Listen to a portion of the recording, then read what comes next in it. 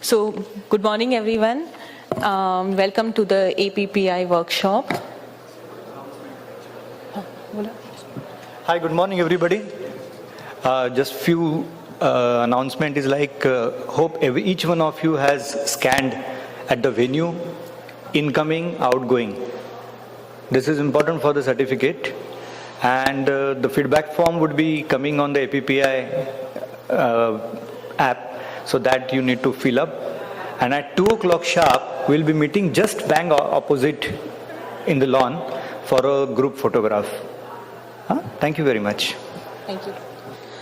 So, welcome to the workshop on behalf of Abbott.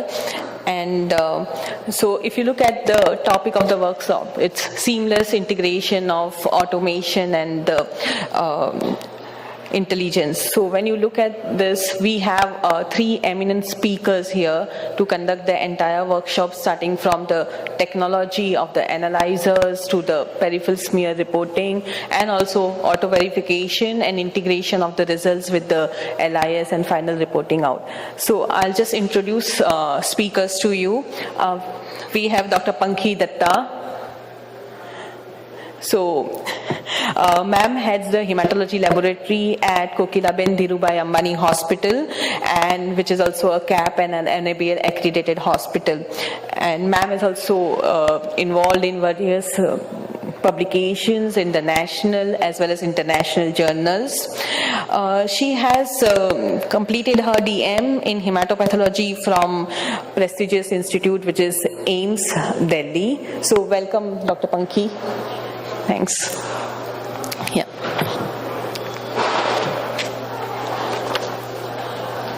So Dr. Pankhi is going to talk about the science behind the CBC. Yeah. This moves, right? Yeah. Good morning, everybody. Could we ask everyone to come forward? So there's so few of us, I think. Don't you agree, Anil? Just could be more of an interactive session. And I think they've done a very good job by starting a WhatsApp group. From next time, maybe we could do it a little earlier, get the feedback, and come to know about the profile of the people attending. And we can also come prepared and put up things accordingly. So thought we would start with the science behind CBC. But some of this might be quite redundant for many of you. All of you experienced pathologists, but I wasn't very sure as to who all are attending. But anyway, let me start saying that, it was Wallace Coulter in 1956 who patented the impedance counting method, counting particles. And today there are various technologies. And because of all the technologies available, we get CBCs which are very accurate, very fast, very precise. You rerun them, you get the same values. And besides the basic CBC, there are a lot of newer parameters which are available, which have come into clinical use today. But knowing all this, one also has to be aware that there are some inherent limitations with various technologies, which it's always helpful to be aware of these. And, a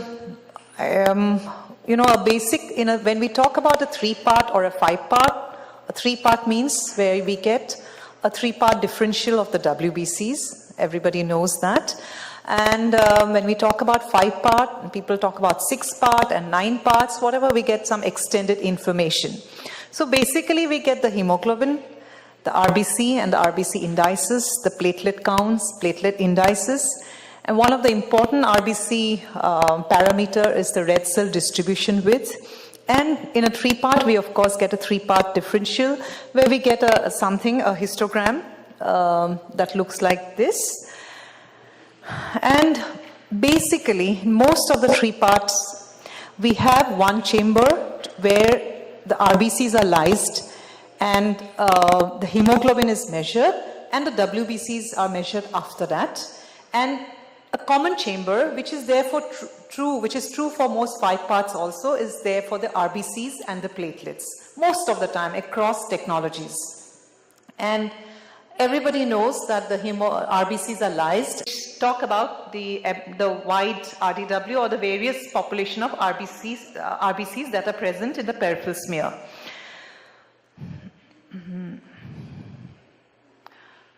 Rarely in the platelet histogram, you do not get anything that is smaller than platelets. So if you do get an interference here at the lower end of the platelet histogram, then it is possible that there are some contaminants in your diluent, but often then a background check is going to fail for your instrument. Bacteria or some small fragments after chemotherapy. The WBCs, fragmented WBCs can be very, very small, and rarely you may get some flagging here. And we have already talked about this. Platelet clumps, one of the commonest things that we see in hospital settings is the EDTA-induced platelet clumps, giant platelets or fragmented RBCs. Looking at the other parameters, as I said, looking at the MCV or looking at the platelet count, the instrument will flag accordingly.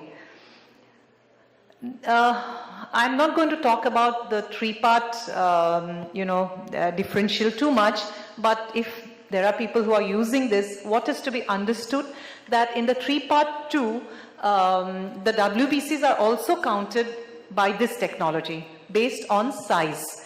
And they are counted in the same chamber where the hemoglobin is measured first. The RBCs are lysed out, so you are left with only the WBCs. But there is some amount of lysing that takes place. The WBCs are also lysed. And then what happens? You are only left with the nucleus and the cytoplasmic membrane, which comes all around the nucleus. So what is to be understood is that the neutrophils, which have the most complex maximum lobes of the nucleus, after lysing, they become the largest cells, while the monocytes have a simpler nucleus. So after the lysing reaction, they become smaller than the neutrophils. So if this is the size before lysing, then after lysing, there is a change that happens, because of which the neutrophils are actually counted as the large cells. The differential or the histogram that you see, the largest cells actually represent the neutrophils, while the monocytes, both basophils and eosinophils, come in the mid-sized cell region, and the lymphocytes, they have simple nucleus and they are anyway smaller, so even after lysing, they are the smallest ones. So whenever you have blasts, then you might get an abnormal peak here and may get nothing here. So even in a three-part differential, looking at the histogram, one can have a good idea, or extreme lymphocytosis. You can have a big peak here with nothing in the other regions, in a case of CLL. I didn't bother too much to, this is what it shows, where you are getting too much of. And since this is, you get something, there is an abnormality in the lower, these discriminants are called, this is the lower one and this is the upper one. And so if there is some overlapping here, that means there's something smaller than the lymphocytes also. And this can happen, this kind of a message or this kind of a histogram may be seen in case of samples where you have RBCs which refuse to get lysed. They're called lyse resistant RBCs. We will be talking about them a little later. And so this is a histogram where you can see there's a shift towards the smaller cells and there is an overlapping here. So as I've said, a huge platelet clumps can also come right up to this area. And if, of course, if you have WBCs which are aggregated, they are too large, they do not fall in the area that is designated for the WBCs, so you can get an upper discriminant error also. Then this is all about three parts, and this is all about impedance technology. Coming to 5-part differential counters, this is quite complex, and depending on the instrument that you are using, the technology is going to differ. There are various technologies. One of the most well-known, and the Coulter, we still call the impedance technology the Coulter principle, because it was Wallace Coulter who first patented the whole technology of impedance counting. So the Beckman-Coulter instruments uses this is the scatter of neutrophils. So immature granulocytes would have the same scatter like neutrophils. They have the same kind of granularity, but fluorescence is higher. So on this side, you do not have any immature granulocytes, while if they are there, they would be present here. And we also did, since this was the only analyzer giving you the actual numbers and percentage, not just a flag, we actually looked at it a couple of years back to see if we could use immature granulocyte percentage along with other things like absolute neutrophil counts and TLC to predict, you know, a real sepsis where you are going to get blood culture positivity. And we did seem to find that at least compared to the ANC and TLC, which are traditionally used, very non-specific, this could it behaves in a similar way. And this was a parameter that was available along with the CBC, and you could actually get a number. And when you have myelocytes of 2% or 3%, we start doing a differential count immediately. But if you have the confidence that, you know, up to 3% immature granulocytes, whether it's a meta or a myelo, I'm not bothered. And it's a little more objective. Daily you are getting one case, and today the myelocytes were 2%, tomorrow they have disappeared. It's a little more objective because this kind of a differential count is done based on examining almost 30,000 cells, while a differential that you'd be doing manually was only 100 or maximum 200 cells. So these are some of the interesting or the extended differential counts that are available along with the standard, you know, 5-part differential counting. Then I'm going to take a little extra time here. My next talk is going to be short, so Suchita, I hope that's okay. It might. And then coming to Abbott, this is a slightly different technology altogether. Again, the technology is flow cytometry, but it's totally based on light scatter. So even platelets and RBCs, the impedance method is not used. The basic principle is that of light scatter. I will deal with it in a short while. And this is the first instrument that gave us a very definitive flag for malaria. I think we have a talk on that as well. And years ago, maybe 15, 20 years ago. And also the higher grade analyzers have the facility that you can actually use antibodies, like a real flow cytometer, like CD61, which are platelet antibodies, and you can get a very accurate platelet count. This has been in existence for many, many years, but because of the expense, this has not been that popular, because most of the people who can afford these antibodies also are doing flow cytometry separately for leukemia, lymphomas. So, but it is available. It's a possibility where you don't have a flow, you can use, and I think you also have antibodies for CD34, and you can do stem cell counts on the cell counter. Basically, it's a flow cytometer. So it's called the multi-angle polarized scatter separation, same. And basically it looks at 0 degrees scatter. 0 degrees, as I understand, and it talks about the cell size. So 0 degrees means there is no scatter at all. So it must be the forward scatter. And it talks about the cell size. The 10-degree scatter tells us about nuclear cellular complexity and the nuclear to cytoplasmic ratio. And a 90-degree scatter tells us about nuclear lobularity. And while when the light scatter gets depolarized, then it separates out, it tells us about the granules. The eosinophil granules are very special in the sense that this light that gets scattered also gets depolarized. So this principle is used to separate out the eosinophils from the other cells. And this is the same principle which also helps us to pick up the abnormal monocytes with the malarial pigments. We are going to hear more about this later. So based on these scatters, basically what I talked about in fluorescence flow cytometry, also forward scatter, side scatter, and side fluorescence. Here there is no fluorescent dye, it's all light scatter. And they have specified the kind of scatters, and there is also the scatter, the depolarized light scatter is also measured. And in this way, initially, the 10-degree and the 90-degree scatter is going to separate out the neutrophils from the mononuclear cells.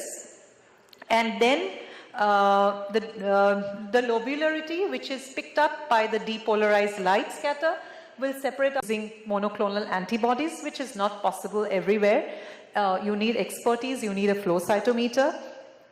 Then talking about large platelets, it's well known that in India, especially people who come from northeast part of the country have large platelets, which the impedance technology, because they're large, they move on to the RBC side, so they're missed. And on top of that, these people tend to have a little thrombocytopenia. The counts are about, say, 1 lakh, 1.1 lakh, and some chunk is missed. So the real count may be around 90,000 to 1 lakh, but it drops down by impedance counts up to 50-60,000, causing a lot of panic and panic and unnecessary investigations. So this is a well-known phenomena, and in fact, I would like to share that when I came for my present job, when I was still working, I came for my medical checkup, and my HOD, Dr. Varsha Vadera, called me in the middle of the day when I was working and I was all set to go to the new working place. Is there something, do you have fever? Is there something wrong with, I said, can you tell me what it is? I said, is it the platelets, madam? I said, just, do a manual count or something. This is standard, So it's happened in my case also, but I was fully aware of it. And my own daughter, I had to give clearance for surgery. There was no time to do a manual count. She had a burst appendix. And the lab calls me, ma'am, her platelet count is only 40,000. I said, just do a smear check. I didn't even wait because I knew that all of us have these large platelets. I come from Assam, so I have a classic example of this situation. And then, so various analyzers, the Sysmex brought about what is known as the first, they call it platelet O. They used a fluorescent dye in a reticulocyte chamber to mark out the platelets and to separate them from the RBCs. And it seemed to be a little better than the impedance count when there were large platelets. This was a pregnant lady who came with a platelet count of 49,000. Immediately I got a call from the obstetrician. But we looked at this beer and it looked low, but it looked more than 50,000. And true enough, when we ran it in the optical mode, this was an older Sysmex analyzer, the corrected count was 75,000, which looked more like what we see on the smear. And then Sysmex, with the XN, they have gone on to even improve on this, and now they use a fluorescent dye which is highly specific for platelets, called the Platelet F. And it also, when you run the sample in a Platelet F mode, your analyzer has to have that license, of course, that you have to have that particular mode available. Then it counts 5 times more platelets, so it is very useful for low platelets so that your precision is higher. And because this particular dye is very specific for platelets, it is said to be very, very close. The count you get is very close to what you get by flow cytometry. And I'm not going to talk about what is IPF or the immature platelet fraction. This is like what retics are to the RBCs. So the youngest platelets have the highest fluorescence. So they are picked up as the immature platelets. And it also plays an important role now, especially in management of dengue. All analyzers do not have this facility, but it is coming into clinical practice. Now talking about the Celldyne or the Ruby. Sorry. They use, there is no impedance here and there is no specific dye, but they use the same principle of light scatter. In platelets, it is not a single scatter, but there are 2 scatters. The 0-degree scatter, I think it talks about the size, and the 10-degree scatter. And the RBCs are also measured using 3 kind of scatters. And they claim that the separation that is obtained is quite good of the RBCs and platelets, even when there are microplatelets. This was the case of beta thalassemia minor, but the separation, and you can see an MCV of 59, but the separation still there is not much overlap because the whole principle is different. We are all used to impedance because that is the commonest technology available. Now what I said about Platelet F, it's a wonderful system, works very well. It really has bailed us out, but it is expensive because the fluorescent dye, whenever you are adding a dye, there's going to be an extra cost. So, but we did a little study where we compared the Platelet F with the flow cytometry. We have a flow cytometer in the lab and expert technologists, So we did a study and we found a very good correlation. So if there are no questions, should I move on to the next one? Dr. Pankhi, we had some sweet presents for our delegates. So Oh. you can ask questions. So we get some answers and the prizes are given off. Can we do it at the end or something like At that? the end of the session, yeah. Good. Why didn't you tell me earlier? Then everybody would have stayed awake in the first talk. Okay, then. So instead of, my talk was peripheral smear. So I thought I'll quickly just take you through some interesting cases and which all of us face on a day-to-day basis. And large lymphoid cells, I call them large, and which though today we rely heavily on immunophenotyping by flow cytometry, nobody is going to take your diagnosis on what you say on a smear, but a little bit of attention to the peripheral smear can make big diagnosis and can at least be the starting point. So instead of talking about peripheral smear as a whole, I thought I'll just share a few cases and few salient features I hope to point out and just take you quickly through a few of our cases. So basically large lymphoid cells you can see, or atypical lymphocytes. I hate the term atypical lymphocytes. I would rather call it a reactive lymphocyte when there's a viral infection. Atypical would mean anything sinister, anything that is close to a blast, or we are suspecting something sinister. When we know it's a viral infection and they look a little atypical, I personally do not like using the term. But so this was a case of an 11-year-old boy, sore throat, cervical lymph nodes. Anything else you need to know? But look at the cell. Is it clear from back? It's nicely seen because from this angle I can't see anything. So it's a large cell, it's a lymphoid cell, and you can see there's a lot of what is important here is that the chromatin looks very even. I personally, and I'm sure Anil would also agree, when you look at a cell and you have to decide whether it's a blast or an atypical cell, we would not look at the cell in isolation. You'd compare it with the other cells, how it's staining. You would look at the nuclear cytoplasmic ratio, the size, but I think the lot of weightage I would always give to the nuclear chromatin pattern. Finally, if you have to decide, it's a chromatin pattern which I would go by. It's always helped me. And here what is scary is that the chromatin pattern looks very even, but it's a large cell, lot of cytoplasm, and we have a classical history. And the IgM for EBV was positive. This is what is typically called the atypical lymphocytes, which are first described by Downey, or they're also called Downey cells, and seen in infectious mononucleosis. And strangely in our societies, though it was called kissing disease and disease of young adults, 18, 21 years, but in our societies, maybe for overcrowding or whatever, we see it very often even in small children. So, and earlier the Paul Bunnell's heterophile antibody test was used, but we have something specific like IgM for Epstein-Barr virus. We do not often resort it. It's a self-limiting condition, but only if the clinician is worried and that there's considerable lymphocytosis, patient is sick, they do go. Now all these tests are available.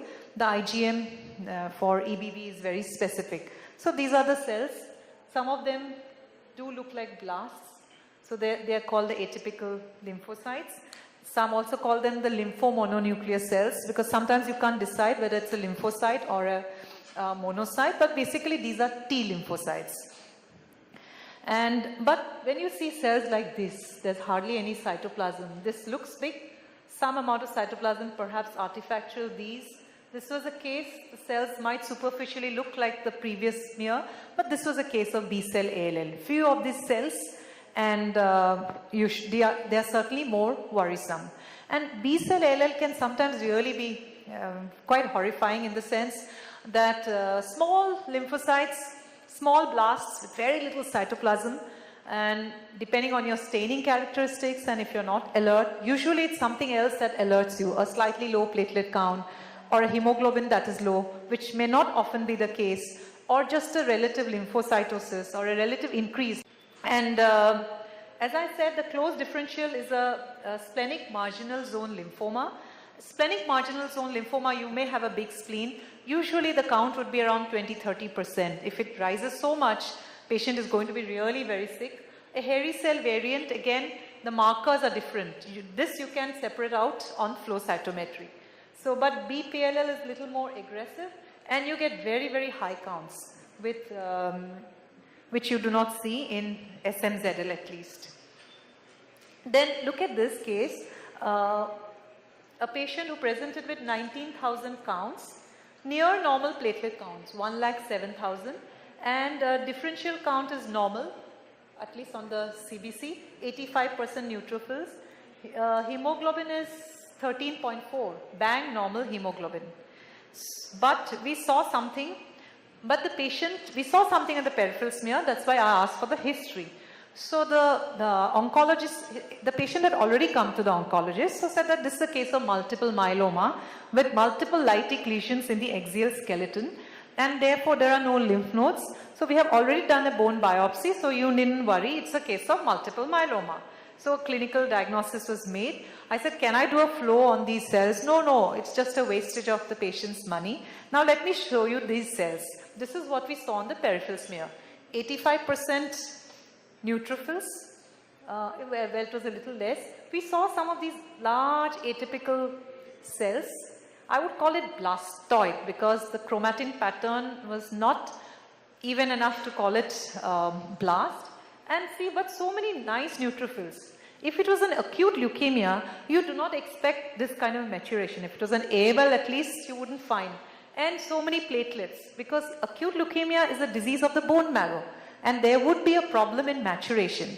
So you wouldn't expect, but we saw 11%. First, when my technician picked it up actually and said, must be 2-3% of these cells. I don't know what they are. Everything looks so normal. But when I counted 11%, I couldn't ignore it. Then came the bone lytic lesion diagnosis. This was diagnosed as a case of DLBCL, diffuse large B-cell lymphoma. Again, it's rare. A blood spill is rare. And this was basically DLBCL with a blood spill because there were multiple lytic lesions, so the marrow was infiltrated. Now, why this was not a multiple myeloma? If you have a multiple myeloma, which is either developing a plasma cell leukemia or plasma cells, it is so diffuse that some plasma cells are coming into the blood. Patient is going to be very, very sick. You cannot have a near normal CBC. You would have low platelets because the marrow must have been so heavily infiltrated. You would have rouleau formation, poor staining because of proteins that are present. And this is another cell. This is a plasma blast.